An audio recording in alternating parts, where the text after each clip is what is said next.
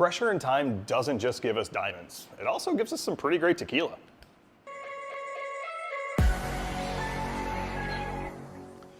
In order to make a spirit, you first need something fermentable.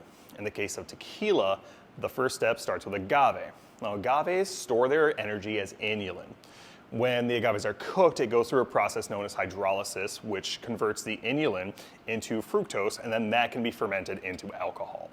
There are several ways to cook agave, including the oldest, which is done by roasting agave in an earthen conical pit that's lined with volcanic stones. They start a fire with wood at the bottom of this conical pit, throwing in all the agave, then they cover it with dirt for about a week.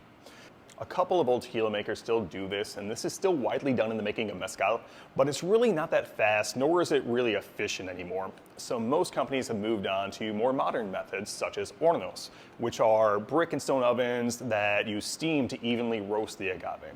This also prevents those smoky flavors that you get from those earthen pits. Plus, it makes it easier to load and unload the agave every single time. This process of cooking takes about 36 to 72 hours. Now, one of the more popular modern versions of cooking agave has been the autoclave. For this, you want to think of a giant Instapot. These things can hold a bunch of agaves. Plus, they're easy to clean and they're a lot more efficient. So if you want to run a profitable business, that's the way to go. Roasting agave in these autoclaves takes about 7 to 10 hours.